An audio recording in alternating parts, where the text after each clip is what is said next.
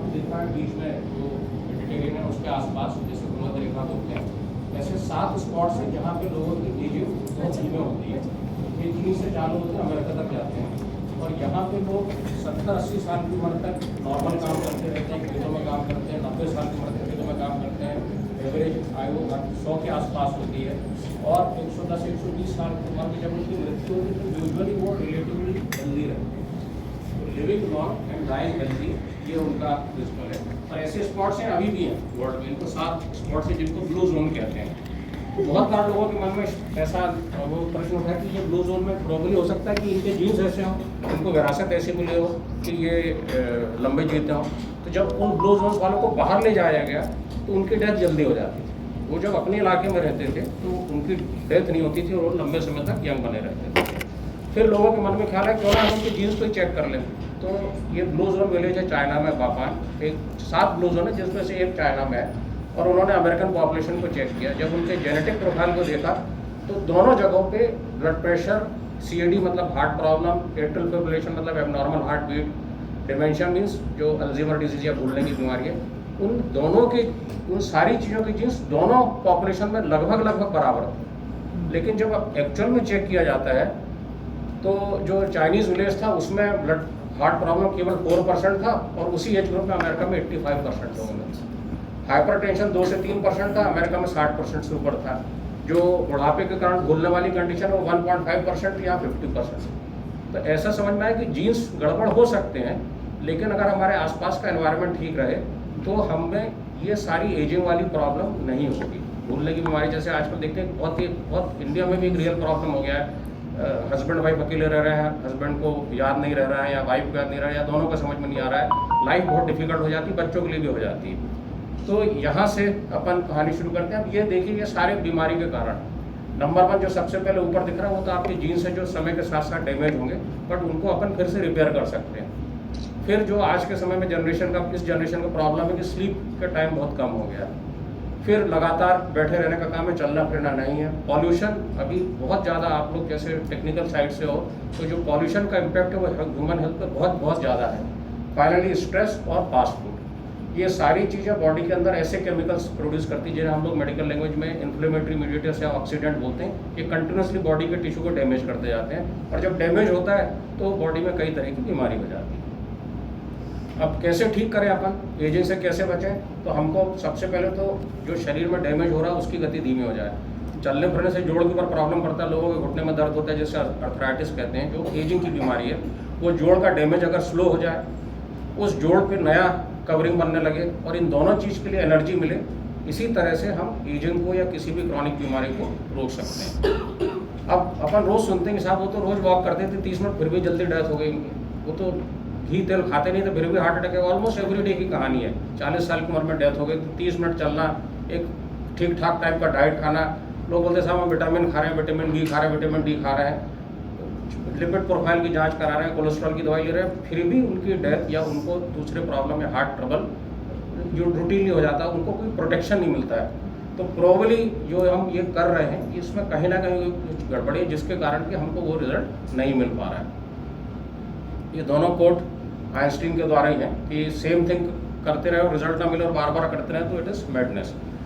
अब अगर हमको एजिंग को रोकना है, हमको क्रॉनिक बीमारी को रोकना है, हमको डायबिटीज़ को रिवर्स करना है, हमको हार्ट प्रॉब्लम को वापस करना है, तो उसके लिए एक सिद्धांत है जिससे हम बोलते हैं हॉर्मेटिक। हॉर्मेटिक का मतलब बहुत सिंपल है।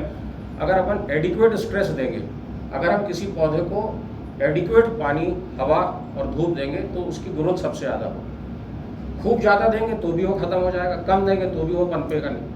तो जब तक हम शरीर को एडिक्वेट स्ट्रेस नहीं देंगे जब तक उसकी ग्रोथ नहीं होती। स्प्रिंग रहता है ना, अगर उसको बहुत ज़्यादा तान दिया तो ढीला हो जाएगा। पर्टिकुलर रेंज तक, जैसे तीर कमाने, अगर पर्टिकुलर स्ट्रेस दिया तो तीर बहुत दूर तक जाएगा, बहुत ज़्यादा ताना तो नहीं जाएगा, और थोड़े सा ताना स्ट्रेस दिया तो बहुत लंबा नहीं जाएगा। तो हर चीज़ अगर हम एडिक्वेट रूप से बॉडी को दें तभी बॉडी की ग्रोथ होती है। अब 4 फैक्टर हैं जिससे कि आप अपनी एजिंग को बचा सकते हैं। अगर मैं आपसे पूछूं कि 2 सबसे इंपॉर्टेंट टेस्ट कौन से हैं जो आपने आज तक नहीं कराया। बहुत लोगों ने लिपिड प्रोफाइल कराया होगा, शुगर की जांच कराई होगी, पर 2 ऐसे टेस्ट हैं जो आज तक आपने नहीं कराया, कभी सुना भी नहीं, कभी सोचा भी नहीं। कौन से हो सकते हैं? तो पहला टेस्ट है जो मैंने लिखा हुआ है कार्डियो रेस्पिरेटरी फिटनेस। इसका मतलब है, सिंपल मतलब है, अगर अपन नॉन मेडिकल लैंग्वेज में समझना चाहें कि मैं 1 किलोमीटर चल रहा हूँ और कोई दूसरा बंदा 1 किलोमीटर चल रहा है, दोनों ने ये दूरी 10 मिनट में तय की, पर अगर मेरी एवरेज हार्ट रेट 110 है और उस व्यक्ति की एवरेज हार्ट रेट 120 है तो मैं ज़्यादा फिट हूँ। मैंने कम हार्ट बीट पे उतने ही डिस्टेंस को कवर कर लिया जितना कि दूसरे व्यक्ति ने ज़्यादा हार्ट बीट में कम किया। मेरे हार्ट को कम काम करना पड़ा, मेरे हार्ट की एफिशिएंसी उससे बेहतर है। That is called fitness. तो जितना आपके हार्ट को किसी काम को करने में कम मेहनत करना पड़ेगी उसको हम बोलते हैं कार्डियोरेस्पिरेटरी फिटनेस। और अगर अपन इसको ध्यान से देखें तो जो ये मैट्स बेसिकली एक्सरसाइज की यूनिट है, तो जिनकी मैट्स यूनिट 12 या उसके ऊपर है, जो गुड एक्सरसाइज टॉलरेंस, जिनकी फिटनेस अच्छी है, ये ईयर दिए हुए हैं। 15 साल के बाद में भी उनमें से 4-5% लोग की डेथ होती है। अगर हम उससे थोड़ा नीचे देखें तो लगभग 10% लोग की डेथ हो जाती है। अगर हम उससे थोड़ा नीचे देखें तो 25% लोग की डेथ हो जाती है। अगर हम सबसे कम फिट व्यक्ति को देखें तो 50% लोग 15 साल में खत्म हो चुके हों। तो अगर आप फिट नहीं हैं, बाकी छोड़ दीजिए, कोलेस्ट्रॉल छोड़ दीजिए, ब्लड प्रेशर छोड़ दीजिए, डायबिटीज छोड़ दीजिए, मेंटल स्ट्रेस छोड़ दिए, पर अगर आप फिट नहीं हो तो 15 साल में 50% चांस है कि आपकी डेथ हो जाए। तो ये फिटनेस टेस्ट जो कि आसानी से किया जा सकता है, और अगर गड़बड़ है, आपकी एज के हिसाब से रहती है फिटनेस। मेरे यंग आदमी की 30 ईयर्स व्यक्ति की फिटनेस अलग रहेगी, 60 वाले की फिटनेस अलग रहेगी। पर अगर आपकी फिटनेस अपनी एज के अनुसार नहीं है तो आपके अगले कुछ सालों में मरने के चांसेस या बीमारी से ग्रसित होने के चांसेस बढ़ जाते हैं। तो सबसे पहला फैक्टर है आपकी कार्डियोरेस्पिरेटरी फिटनेस, जिसका टेस्ट हम नहीं करते पर जो हो सकता है, और अगर हमको मालूम है तो सारे प्रयास करने चाहिए कि जिससे ये इम्प्रूव। सेकंड जो फैक्टर, जी हाँ, इसका मतलब है कि वो जो ट्रेडमिल प्रेस्ट वगैरह होता है वो वही होगा? वही होगा मैडम। ट्रेडमिल में फिटनेस भी निकाली जा सकती है, वो फिटनेस लोग यूजुअली बताते नहीं क्योंकि लोग उसमें इंटरेस्टेड नहीं रहते। वो ट्रेडमिल पॉजिटिव है कि नेगेटिव है जानने में इंटरेस्टेड रहते हैं, या वहाँ प्रॉब्लम है कि नहीं। इनफैक्ट आपने एक क्वेश्चन पूछा है, तो ये बहुत नोन फैक्ट है लास्ट 30 ईयर से कि 2 व्यक्ति, दोनों का हार्ट प्रॉब्लम। एक व्यक्ति 10 minutes is usual good level of exercise, metabolic equivalent बोलते हैं। अगर वो हार्ट प्रॉब्लम के साथ में 10 मिनट्स तक एक्सरसाइज कर लेता है तो उसके हार्ट में ब्लॉकेज होने के बावजूद भी उसे किसी तरह के प्रोसीजर की ज़रूरत नहीं है, वो सिर्फ मेडिसिन के आधार पर ट्रीट किया जा सकता है। सेकंड जो फैक्टर है वो आपकी मसल की स्ट्रेंथ, ग्रिप स्ट्रेंथ। ये भी हमने आज तक टेस्ट नहीं किया। अब देखिए कितना इंपॉर्टेंट है, साउथ ईस्ट एशिया में जहाँ इंडियन पॉपुलेशन है, नंबर 2 कारण डेथ का लो स्ट्रेंथ। अगेन इसमें कोलेस्ट्रॉल नहीं है, इसमें एज कहीं नहीं है, education level and low strength. तो अगर किसी व्यक्ति की मसल स्ट्रेंथ कमज़ोर है तो उसको मृत्यु के चांसेस बहुत ज़्यादा हो गए। इनफैक्ट सारी बीमारियों को पकड़ने के चांसेस ज़्यादा हो गए। तो हमको अपनी ग्रिप स्ट्रेंथ चेक करना, जो कि सिंपल है, 20 सेकंड में चेक हो जाती है। इंस्ट्रूमेंट आता है डायनामोमीटर, आप दोनों हाथ की स्ट्रेंथ चेक करते हैं, एवरेज निकाल लेते हैं, जो आपकी एज के और वेट के हिसाब से रहती है। आपकी एज और वेट के हिसाब से नॉर्मल है, you are very very sort of protected. गड़बड़ है तो आपको तुरंत कदम उठाना है, डाइट में चेंज करना है, एक्सरसाइज करना है, स्ट्रेंथ ट्रेनिंग करना है, जिससे कि आपकी ग्रिप स्ट्रेंथ इंप्रूव हो, जो कि आपको प्रोटेक्शन देगी। थर्ड चीज़ है, मेजरमेंट नहीं करते, अंदाजन करते हैं। अगेन सिंपल मेजरमेंट का तरीका हो सकता है कि हम रोज़ पिछले 5 साल से 5 किलोमीटर 40 मिनट में चल रहे थे। अगर हम अगले 5 साल में 5 किलोमीटर 40 मिनट में चलते रहेंगे तो हमारा कुछ नहीं होगा। हमको या तो डिस्टेंस बढ़ाना है या फिर हमको 40 मिनट में 5.5 किलोमीटर गति करना पड़ेगी अपनी। अगर हम पर कैसे होगा, जब तक आप रिकॉर्ड रखोगे तभी होगा, बिना रिकॉर्ड रखे कुछ नहीं होता।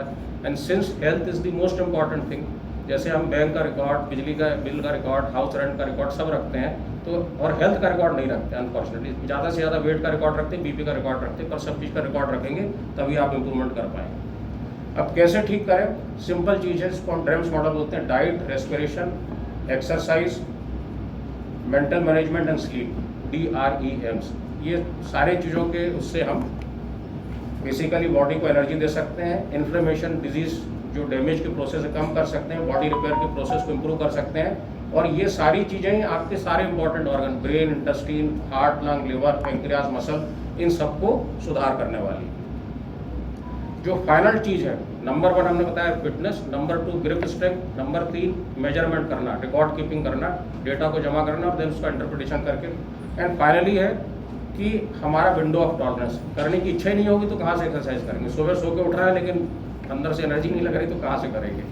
बट अगर अपन ध्यान से देखेंगे तो आपकी डे टू डे लाइफ में जो छोटे छोटे स्ट्रेस हैं, और ये सिर्फ कहने की बात नहीं, कैसे होता है ये भी मैं आपको आगे वाले स्लाइड में समझाऊंगा कि अगर ये एक्यूमुलेटेड हैं, आप फिट हो, आप कैपेबल हो, लेकिन सिंपली आपका यहाँ से इनिशिएशन नहीं हो रहा है एक्सरसाइज करने का, आपके सामने बहुत सारी प्लेट सजी हुई है और अगेन आप उसमें से ऐसी चीज़ चूज़ करने वाले हो जो कि आपके हेल्थ के लिए ठीक नहीं है। इनफैक्ट अमेरिका में ये बहुत फेमस एक्सपेरिमेंट है कि स्टूडेंट्स को, कॉलेज स्टूडेंट्स को 2 कॉरिडोर से निकाला गया। दोनों कॉरिडोर में एक तरफ फ्रूट्स हेल्दी ब्रेकफास्ट था और एक तरफ अनहेल्दी ब्रेकफास्ट था, फास्ट फूड और ऐसी चीज़ें थी। एक ग्रुप को सिंपली बोला कि आप क्रॉस कर जाइए और जो आपको पसंद है आप उससे ले लीजिए। सेकंड ग्रुप को उन्होंने बोला कि जो एक मोबाइल नंबर उसको रिवर्स में याद करिए, स्लाइट मेंटल स्ट्रेस दिया गया। जिस ग्रुप को ये रिवर्स में मोबाइल नंबर याद करने के लिए बोला गया, इनहेरेंटली उन लोगों ने सबने अनहेल्दी ब्रेकफास्ट को ज़्यादा चूज़ किया as compare to the people जिनको कि ये स्ट्रेस नहीं दिया गया। तो इतना छोटा सा स्ट्रेस भी आपके मेंटल स्टेटस को बदल सकता है। तो इसको कैसे चेंज करें, जब तक ऐसा नहीं होगा तो बाकी दूसरी चीज़ें भी इम्प्लीमेंट नहीं होने वाली। अब सबसे पहले हम डाइट पे आए। ये आज के तारीख में जो बोला जाता है डॉक्टर साहब कि लॉजिकल जो गेम्स है ना, जैसे हम लोग एक एज में आ रहे हैं तो कुछ लॉजिक से ओरिएंटेड गेम्स को आप सुबह शाम 2-3 बार खेलें, जिससे कि दिमाग में जो न्यूरॉन्स हैं वो काफ़ी एक्टिवेट रहे। और उससे क्या स्ट्रेस भी आ रहा है? नहीं, बिल्कुल हारा मैडम। जो आपने उसको एंजॉय करके खेलेंगे तो नहीं, नहीं, आपने जो लॉजिक बोला वो बेसिकली आपके हायर ब्रेन का फंक्शन है जी। जो क्या खाना है वो आपके इमोशनल ब्रेन का फंक्शन है। Emotional brain almost 10 million year पुराना है आपके लॉजिकल ब्रेन से। एवोल्यूशन में 10 मिलियन साल पुराना है वो। इमोशनल ब्रेन के पास में ज़्यादा पावर है as compare to logical brain. तो जब तक आपका इमोशनल ब्रेन रीसेट नहीं होगा, लॉजिकल ब्रेन बेचारा क्या कर लेगा। तो सेइंग टू अ पर्सन वो बहुत ज़्यादा स्ट्रेस होने कि आप मेडिटेशन करो, उसको कुछ नहीं होना वाला जब तक कि आप इमोशनल ब्रेन को रेगुलेट नहीं करेंगे। तो जो ये सारे डिसीजन है कि हम एक्सरसाइज करें कि नहीं करें, आप ध्यान से सोचिए, ये एनर्जी से नहीं हो रहा है, इमोशन से हो रहा है। कल रात में ज़्यादा देर लगे तो हो सकता है पूरी तरह से रिकवर नहीं, तो एक्सरसाइज नहीं करते। ये हम बाद में कर लेंगे, अगले दिन से 1 तारीख से हम फिर से खाने वाने का ध्यान रखने वाले हैं आपके साथ। जी, डिटर्मिनेशन जो है करने का वो इमोशनल से आता है, डिसीजन इमोशनल से आता है, डिटर्मिनेशन लॉजिकल से आता है। दोनों को ठीक करना पड़ता है। अब ये आज के तारीख में आप गांव वाले से भी पूछिए, रूरल पॉपुलेशन से क्या सब मुस्लिम खाते हैं, ओट्स खाते हैं। अब ये देखिए, ये ब्रेकफास्ट आपको अनहेल्दी लग रहा है क्या? म्यूसली खा रहा वो व्यक्ति मिल्क ले रहा है, एक ब्राउन ब्रेड ले रहा है और एक से serving of glass of Apple juice ले रहा है। तो आप इसको क्या बोलेंगे? अनहेल्दी है कि हेल्दी है ये ब्रेकफास्ट? प्री ब्रेकफास्ट है या ब्रेकफास्ट? ये ब्रेकफास्ट है सर, प्री ब्रेकफास्ट नहीं है। बहुत सारे फ्रीज भी लेते हैं कल ब्रेकफास्ट में। अपरेंटली बोलेंगे हेल्दी है, हेल्दी है। अब आप ये देखिए सर, जो म्यूसली है उसमें 3.7 स्पून शक्कर है, मिल्क 125 ml में 1 चम्मच शक्कर है, एक ब्राउन टोस्ट में 3 चम्मच शक्कर है, एक प्योर एप्पल जूस में 8.5 चम्मच शक्कर है। आप सुबह उठ के 16.5 चम्मच शक्कर लेने वाले हो सो कॉल्ड हेल्दी ब्रेकफास्ट लेने के बाद। अब क्यों नहीं होगा हार्ट प्रॉब्लम, क्यों नहीं बढ़ेगा पेट मोटापा, क्यों नहीं होगा डायबिटीज? इसलिए हो रहा है। जो डाइट है, जो मैडम ने टॉपिक दिया था उसको मैंने चेंज कर दिया। जो आपका जो खाना पीना वो बहुत सारी चीज़ पर निर्भर करता है, सिर्फ आपके हाइट वेट पर निर्भर नहीं करता है। जो आपने क्वेश्चन पूछा मैडम, अगर हमारे ब्रेन में न्यूरोट्रांसमीटर्स रहते हैं जो डिसीजन मेकिंग, एक्चुअली जो भी डिसीजन ले रहे हो तो न्यूरोट्रांसमीटर के आधार पर ले रहे हैं। तो अगर आपका न्यूरोट्रांसमीटर इम्बैलेंस है तो again you will be taking wrong decision, या जो बोलते हैं सर्वाइवल मोड पे अपन रहते हैं, मतलब शॉर्टकट मारने की कोशिश हमेशा करते हैं। ये सारी चीज़ें इंपॉर्टेंट हैं। अब मैं इसके डिटेल में नहीं जा रहा हूँ, ये अपन बाद में कि कैसे आपकी डाइट पर्सनलाइज की जा सकती है इसको बाद में बताएंगे। ये आप लोग याद कर लीजिए, इसकी फ़ोटो ले लीजिए, ठीक है। यूजुअली 4 टाइम्स अ डे आप खाना खा सकते हैं। एक सिंपल दिया स्कीम दिया कि ब्रेकफास्ट है, लंच है, शाम को फ्रूट है, रात में डिनर है। फर्स्ट तो ये देख लें स्ट्रक्चर ऑफ द मील। अब 5 चीज़ें ध्यान रखना है हर खाने में। Number 1, salad before every meal लेना है। उसके साथ में या तो आप ड्राई फ्रूट्स ले सकते हैं या फिर 1 चम्मच अलसी ले सकते हैं। सलाद प्लस अलसी before breakfast, before lunch, before dinner, ऐसा करेंगे तो उस खाने से शुगर 5% कम बढ़ेगी। आप बिल्कुल भूल जाइए कि आपको डायबिटीज़ नहीं है। अगर आपको डायबिटीज़ नहीं है और आपने भारत में जन्म लिया तो आपको डायबिटीज़ होने वाला है। नंबर 1 मैडम, अपने देश में इस समय में 10 करोड़ डायबिटिक हैं। एक डायबिटिक के पीछे 2 अनडायग्नोज्ड हैं। तो ऑस्ट्रेलिया की पॉपुलेशन के बराबर डायबिटीज़ तो इंडिया में अभी है। अगर आपको डायबिटीज़ नहीं है तो भी शुगर आपको हार्ट एब्सोल्युटली नॉर्मल शुगर चल रही है ब्लड में नाप करके, पर इस तरह की शुगर जो खाने से जा रही है वो आपको हार्ट अटैक देने के लिए सक्षम है, ये अभी आगे बताता हूँ मैं। तो नंबर 1 सैलेड प्लस रेशा है एंड गुड फैट है, जो कि ग्लूकोज के एब्जॉर्प्शन को रोक देता है, 5% शुगर कम करे। सुबह नाश्ता में देखिए लिखा हुआ रोटी वर्जित है। ऑलमोस्ट 50% पेशेंट से आप पूछे तो आप सुबह क्या लेते हो, सब रोटी लेते हैं, एक रोटी और सब्जी लेते हैं। सब्जी इज़ नॉट अ प्रॉब्लम, रोटी में प्रॉब्लम है।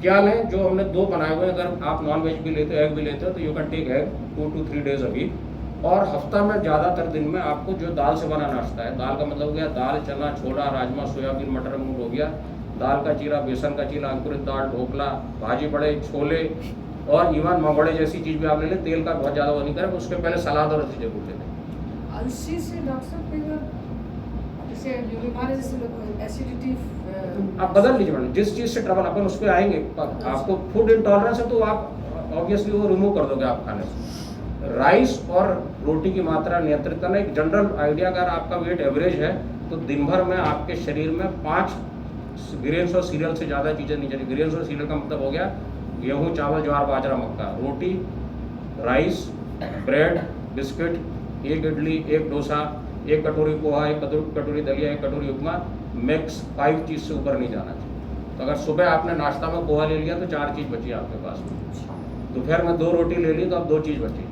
राइस ले लिया तो फिर 1 चीज़ बची। इसके ऊपर नहीं जानी चाहिए। पर बढ़ाना क्या है, मिनिमम 1 कटोरी ऑफ दाल एंड 1 कटोरी ऑफ सब्जी मिनिमम।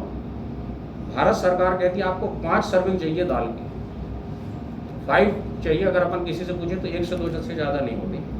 मिनिमम 4 to 5 सर्विंग चाहिए आपको वेजिटेबल्स की, जो एक तो सलाद से मिल जाएगी, 3 कटोरी सब्जी किसी प्रकार से दिन और रात मिला के करना है। बहुत ज़्यादा कैलोरी का ध्यान रखिए, इसी को ध्यान रखना। फ्रूट शाम को लेना है। एक्सेसिव फ्रूट आपके लिए हेल्दी नहीं है कि हम सब सिर्फ फ्रूट खा रहे हैं, क्या आधा किलो फल खा लिया, ठीक नहीं। रीजनेबल अमाउंट में फ्रूट लें। डायबिटीज़ है तो बहुत मीठे वाले फल ले लें। जो दूध की चीज़ें 3 प्रतिदिन लेना है, जिसमें से कि पनीर और दही, अगर आप वेजिटेरियन है आपके लिए आवश्यक है, रोज़ 1 कटोरी दही, 1 कटोरी पनीर लेना है आपको। वो लिखा हुआ नो रेड कलर से, पूड़ी पराठा नहीं। ब्रेड, बिस्किट, डबल रोटी, मैदा की बनी नमकीन चीज़ें, शुगर जहाँ तक अवॉइड करें। और बहुत फैशन में शुगर फ्री बिस्किट, ये नहीं लेना है। अब क्यों नहीं लेना है, ये ग्राफ देखें सिंपल, नीचे वो सब्जियों का ग्राफ है। ये ब्लड में शुगर बढ़ रही है। अपन अगेन डायबिटीज़ की बात नहीं कर रहे हैं। जो सब्जियां हैं, सलाद है, वो शुगर ऐसे बढ़ाएंगे, ठीक है। उसके ऊपर दाल है, वो शुगर ऐसे बढ़ाएगी। उसके ऊपर पनीर है, वो शुगर ऐसे बढ़ाएगा। अब नाव रोटी लें, वो शुगर ऐसे बढ़ाने वाला है। ब्रेड लें, वो शुगर ऐसे बढ़ाने वाला है। पोहा, दलिया, उपमा लें, वो शुगर ऐसे बढ़ाने वाला है। राइस शुगर ऐसे बढ़ाने वाला है। अगर अपन ध्यान से सोचें, कभी आपने सुना कि इनकी शुगर बढ़ गई तो स्टोर में चली गई?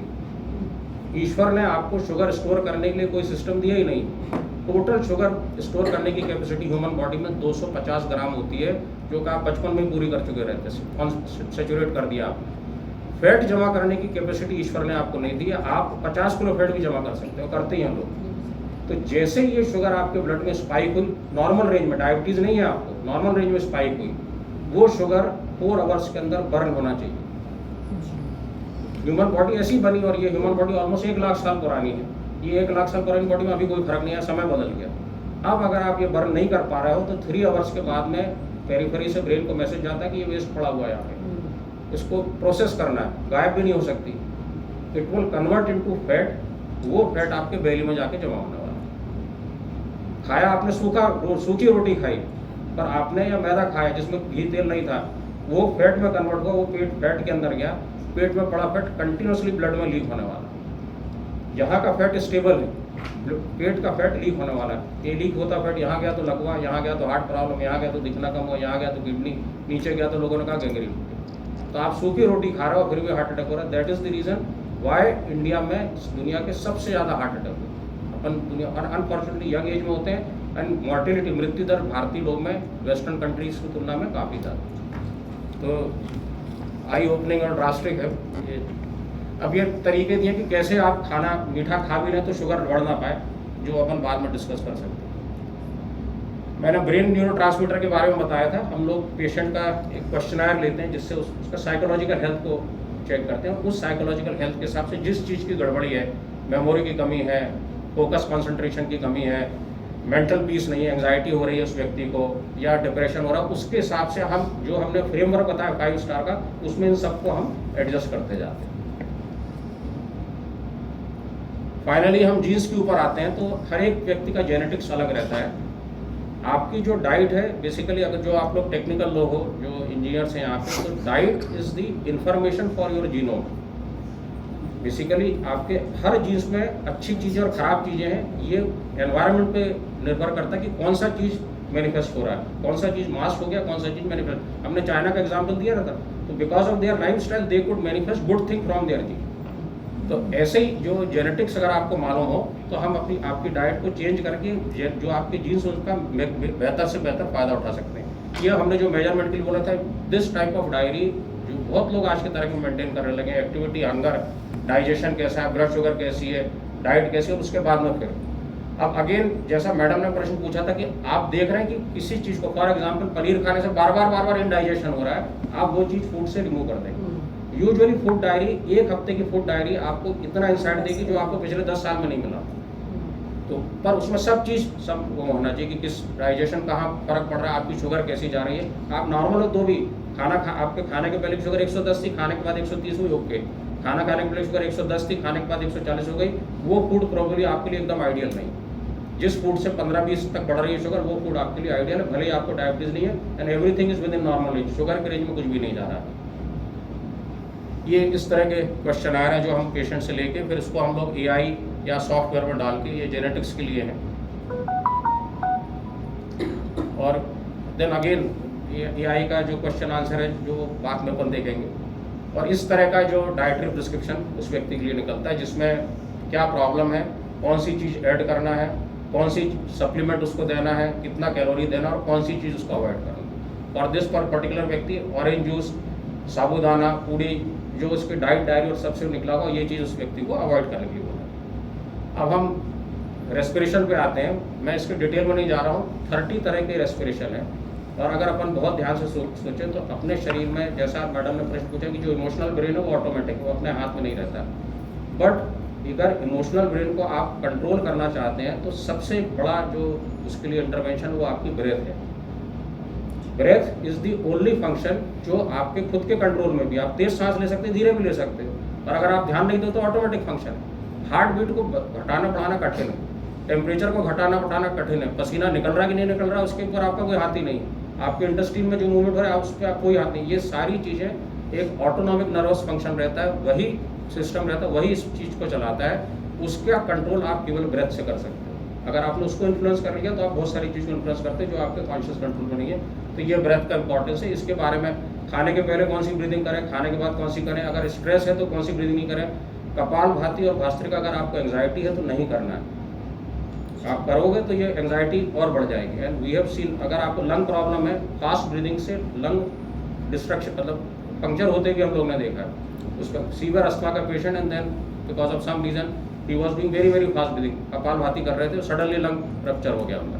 तो अगेन आपके फिजिकल कंडीशन के हिसाब से ये करना है। एक्सरसाइज में आपको मैं बस इतना बताना चाहता हूँ कि ये अगेन बड़ी फेमस स्टडी है, 2020 में पब्लिश हुई थी, जिसमें ये देख बहुत ज़्यादा कि साहब वजन कम करना है हमको, और अगर हम मोटे हैं तो हम फिट नहीं हैं, और अगर हम दुबले हैं तो हम फिट हैं, ऐसा बहुत कॉमन वो एक अजम्पशन है। तो इस स्टडी में देखा गया कि जो मोटे व्यक्ति थे उनमें 30% लोअर डेथ रेट था एज कम्पेयर टू अ दुबला व्यक्ति जिसका कि फिटनेस कम थी। जो हम सबसे पहले हमने जो डिस्कस किया वही इसका जस्ट ये है। और अगर अपनी हम फिटनेस जस्ट 1 मिनट से बढ़ाते हैं, स्लाइट फिटनेस बढ़ाते हैं, तो 24% मृत्यु दर कम हो जाता है। It is such an strong intervention, जो किसी दवाई में ये इफेक्ट नहीं है कि आप 1% फिटनेस बढ़ाओगे तो 24% डेथ रेट कम हो जाएगा। ये किसी मेडिसिन में इतना इफेक्ट आज तक नहीं देखा गया।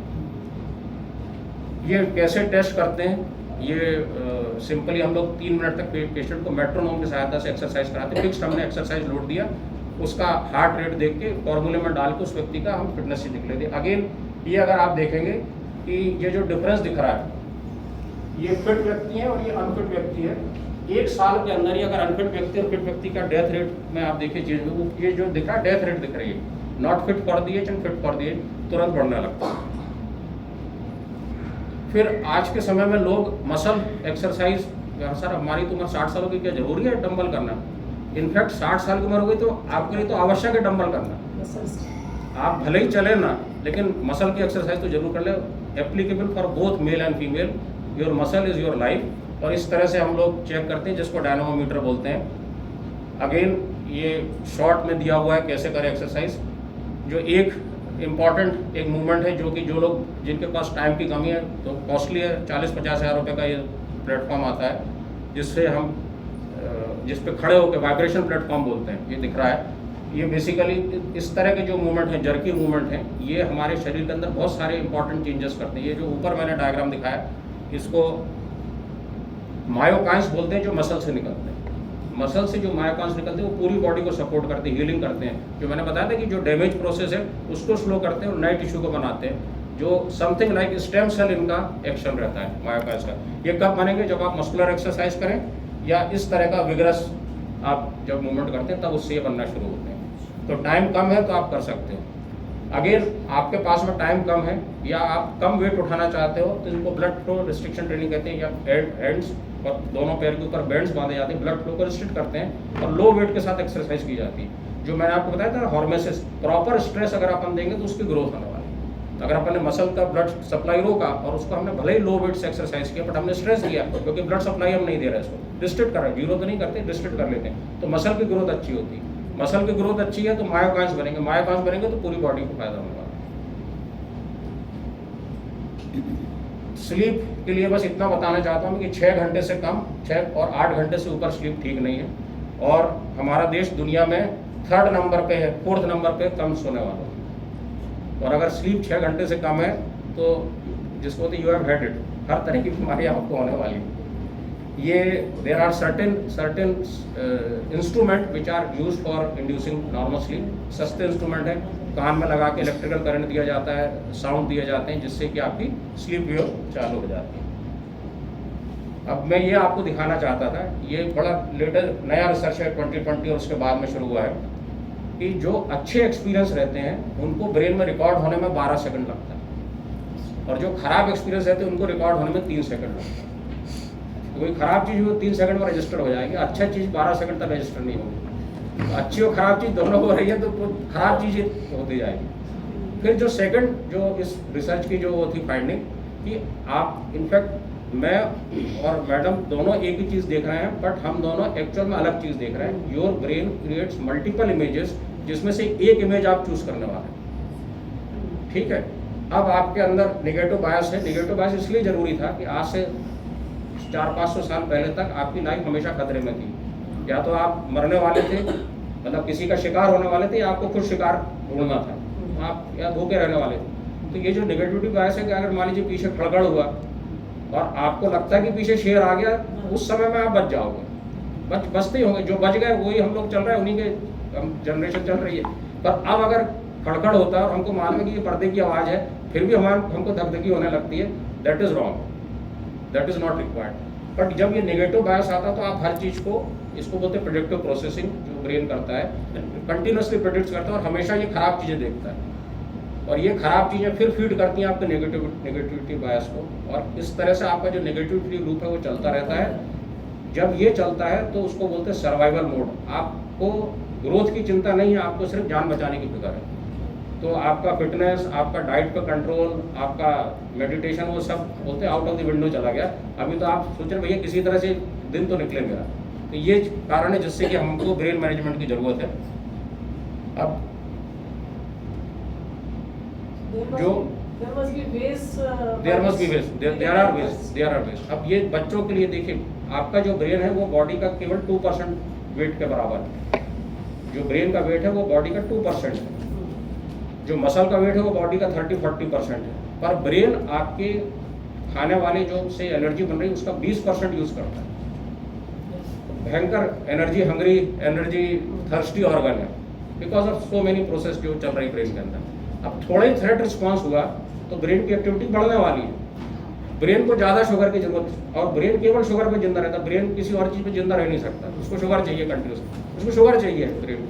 अब वो कैसे लेगा sugar? At the expense of other organ. वो तुरंत आपके बिहेवियर को चेंज करेगा। तो जो आप बोल रहे हैं कि हायर फंक्शन वो है ही नहीं आपके पास, वो तो इमोशनल चीज़ होगी, कोई ब्रेन कर रहा है, आपका फूड चॉइस बदल देगा, बॉडी में मल्टीपल चेंज करेगा, जिससे कि शुगर ब्लड में पड़ी रहे। ये ब्लड के अंदर जो ज़्यादा शुगर पड़ी रहती है, यही जो इन्फ्लेमेटरी मीडिएटर है बॉडी को डैमेज करने वाले, उनका प्रोडक्शन करती है, जिससे बॉडी का डैमेज चलता है, और ये इंक्रीज शुगर ब्रेन की एक्टिविटी को और नॉर्मल कर देती है।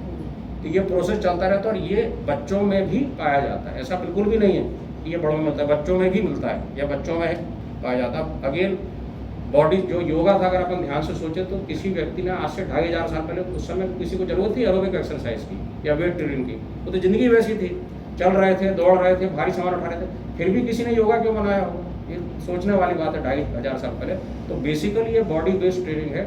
अगर अपन थोड़ा डिटेल में जाएंगे तो जब भ्रूण जो रहता है, जो बच्चा बनता है, तो उसमें ब्रेन और चमड़ी ये एक ही जर्म लेयर से बनते हैं। ये जर्म लेयर ऐसी रहती है और जब ऐसी जाती है तो ये पार्ट सेपरेट हो जाता है, जो अंदर जाके ब्रेन बन जाता है और बाकी चमड़ी ऊपर रह जाती है। जो चमड़ी है, आपका स्किन है, ये कह सकते हैं ये ब्रेन की आउटर लेयर है, या आपका ब्रेन आपकी चमड़ी की एक इनर कोर है।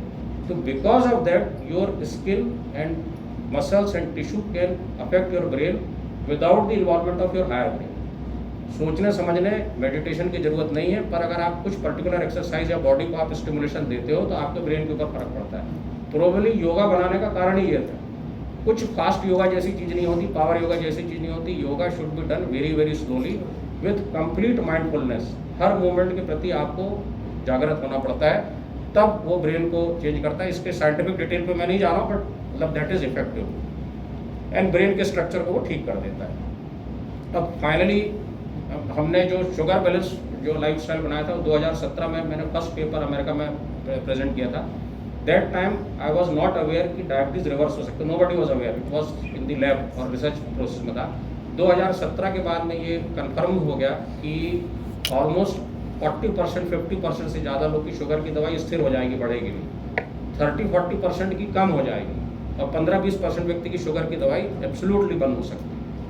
आज से 30 साल पहले ये कंफर्म हो चुका था कि जो एथेरोस्क्लेरोसिस है, हार्ट ब्लॉकेज की प्रोसेस है, उसको स्टॉप किया जा सकता है और रिग्रेस किया जा सकता है। तो ये बट अगेन अकेला लाइफ स्टाइल ही हमको रैशनल बन के सोचना पड़ेगा। We can not undermine the role of the modern drugs, they are essential, you have to use them. हमारा उद्देश्य दवाई बंद करना नहीं, हमारा उद्देश्य लंबा जीना। दवाई की डोज, डॉक्टर साहब दवाई, तो अब दवाई की डोज कम कर दें क्या? अब कम कर दे, बट वो नहीं। हमारा तो एम है कि हम ज़्यादा लंबे समय तक हार्ट अटैक ना हो, लंबे समय तक डिमेंशिया ना हो, या हमारा डायबिटीज़ नहीं बढ़े। Aim is that. So because with this we basically try to control the illness process. And again कैसे चालू करें? सबसे पहले तो brain breathing and body based practice से आप चालू करिए।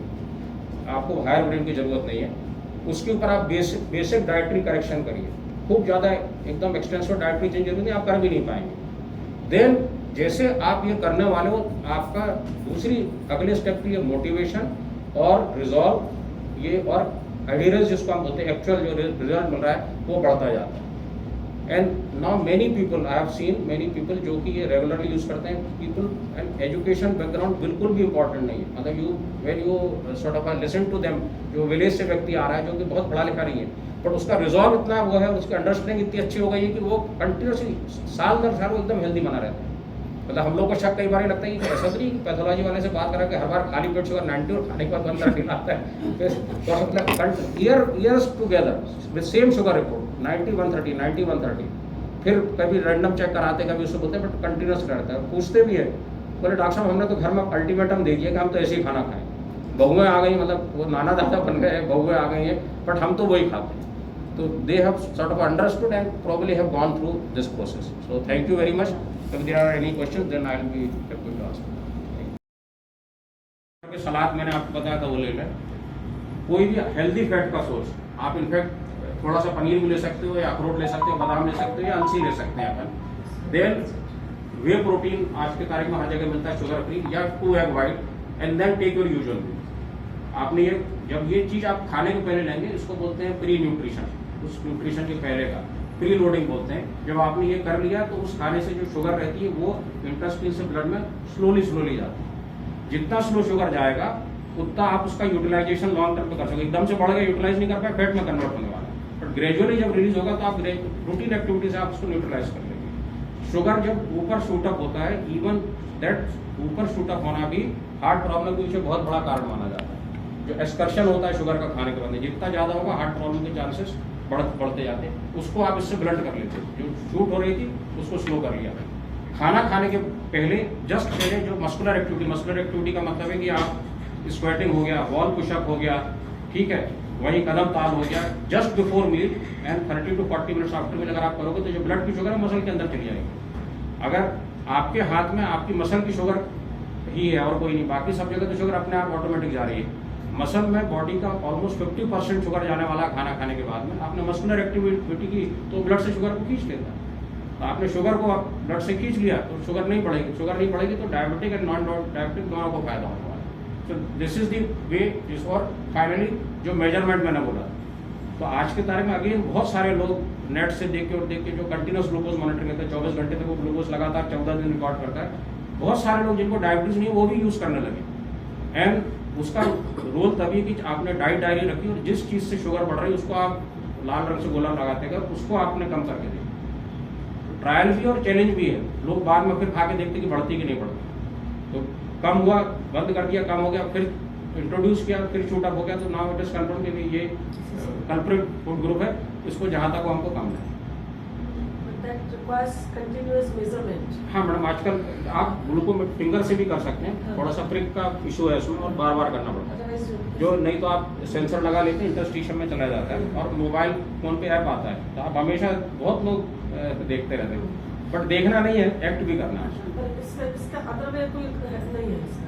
नहीं, कुछ खाया तो हमारे कुछ ऐसा इफेक्ट आएगा? कुछ नहीं होगा मैडम, कुछ नहीं होगा। 400 शुगर में मरीज कहता है कि हमको साहब शुगर कम लग रही है, no correlation at all. Low sugar जरूर समझ में आती है लोगों को, ज्यादा शुगर तो बहुत common. Every day there is a patient जो बेचारा बोलता है 4 बार लोग बेचारे चेक कराते हैं कि यहाँ गलत होगा, वहाँ गलत होगा, 300 शुगर कैसे हो सकते हैं, हमें तो कुछ नहीं हो रहा है, but it is known, there would be no symptoms.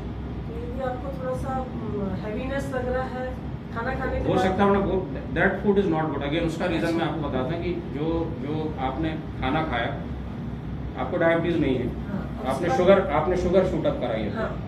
अब आपका जो बॉडी का शुगर कंट्रोल करने का सिस्टम वो तो चुप नहीं बैठेगा, वो तो काम करेगा। जितने हम लोग हैं, इनफैक्ट यंग बच्चे जो हैं जिनको कि थोड़ा भी पेट बढ़ रहा है, उन सब के अंदर इंसुलिन रेजिस्टेंस होता है। इंसुलिन रेजिस्टेंस का मतलब कि शुगर कंट्रोल करने वाला जो हार्मोन है वो पूरा काम नहीं कर पाता, क्योंकि आपके बॉडी में भले ही ऊपर से नहीं दिख रहा हो पर इंटरनल फैटनेस है, वो फैट इंसुलिन को काम नहीं करने देते। शुगर बढ़ी, तुरंत इंसुलिन निकलना चाहिए। आपने खाना खाया, इनफैक्ट आपने मुंह में कॉर रखा और इंसुलिन निकलना शुरू हो जाता है। विजुअली आपका ब्रेन देखता है इतना खाना खाने वाला है व्यक्ति, उसी हिसाब से इंसुलिन की प्राइमिंग हो जाती है, बट वो नहीं निकला, शुगर बढ़ गई। अब now this insulin has overshot, देर से निकला, ओवरशॉट में शुगर सडनली नीचे गई तो आपको ड्राउजीनेस लगी। That drowsiness is indicating that food is not good for. तो जिस खाने के बाद में आपको नींद सी लग रही है, ड्राउजीनेस आ रही है, वो फूड आपके लिए अच्छा नहीं है।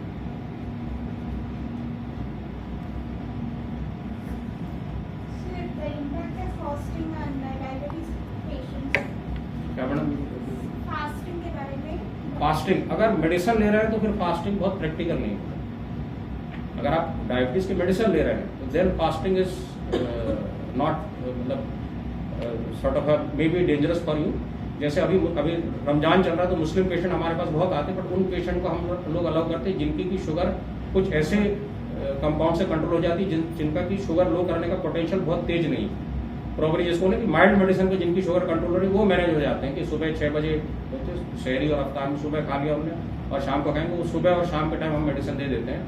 Probably that medicine is not potent enough to cause low sugar during the day time जब वो फास्टिंग कर रहे हैं। पर जिनको दिन में 3 बार दवाई लग रही है, जिनकी शुगर 250, 300, 400 चली जाती बिना दवाई कम करने पर, उनके लिए probably it is not very safe.